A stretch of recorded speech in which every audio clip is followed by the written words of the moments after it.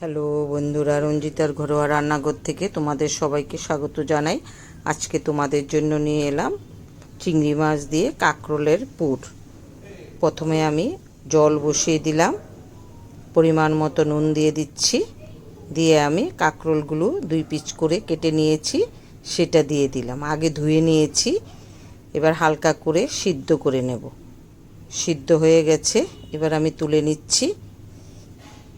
তোমাদের কাছে ছোট্ট অনুরোধ থাকলো শুরু থেকে শেষ অবধি দেখো, আশা করি ভালো লাগবে। এবার একটা চামচ দিয়ে বীজগুলো সব বের করে নেব। দুটো বের করে দেখাচ্ছি, বাকিগুলোও সব আস্তে আস্তে করে এইভাবে আমি বের করে নেব। খুব সুন্দর একটা রেসিপি, গরম ভাতের সঙ্গে সত্যি খুব ভালো লাগে। এবার একটা মিক্সি নিয়ে নিলাম, বীজগুলো দিয়ে দিলাম, আর কয়েকটা কাঁচা লঙ্কা দিয়ে দিচ্ছি। যে যেরকম ঝাল খাবে সে সেরকম লঙ্কা দেবে। এবার সর্ষে তেল বসিয়ে দিলাম, চিংড়ি মাছগুলো 2 পিস করে কেটে নিয়েছি, নুন হলুদ দিয়ে ভেজে নিচ্ছি। চিংড়ি মাছগুলো আমার ভাজা হয়ে গেছে, এবার আমি তুলে নিলাম। এই দেখো, এরকম করে ভেজে নিয়েছি।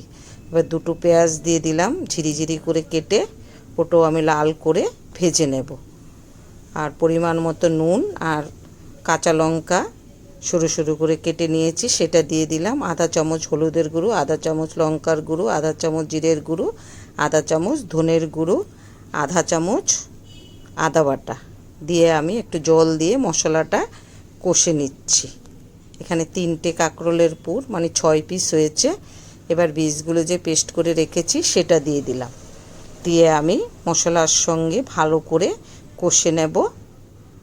সত্যি এই রেসিপিটা গরম ভাতের সঙ্গে সত্যি খুব ভালো লাগে। এবার ভেজে রাখা চিংড়ি মাছগুলো দিয়ে দিচ্ছি, দিয়ে আমি একসঙ্গে ভালো করে মিশিয়ে নেব শুকনো শুকনো হওয়া অবধি। পুরটা আমার হয়ে গেছে, এবার আমি তুলে নিচ্ছি। এই দেখো, এবার আমি কাঁকরোলের মধ্যে সবগুলো পুর আস্তে আস্তে করে ভরে নিচ্ছি। কয়েকটা করে তোমাদেরকে দেখাচ্ছি, বাকিগুলো আমি সব এইভাবে করে নেব। যদি রেসিপিটা ভালো লাগে লাইক শেয়ার করবে, তোমাদের কাছে অনুরোধ থাকলো। এবার একটা ব্যাটার বানিয়ে নিচ্ছি। বেসন দিয়ে দিলাম পরিমাণ মতো, আধা চামচ কালো জিরে দিয়ে দিলাম, নুন দিয়ে দিচ্ছি পরিমাণ মতো, আর আধা চামচ হলুদের গুঁড়ো, আধা চামচ লঙ্কার গুঁড়ো দিয়ে দিলাম, দিয়ে একটু ভালো করে মিশিয়ে নিচ্ছি। জল দিয়ে দিচ্ছি পরিমাণ মতো, দিয়ে একসঙ্গে ভালো করে মিশিয়ে নেব। ব্যাটারটা বানিয়ে নিচ্ছি।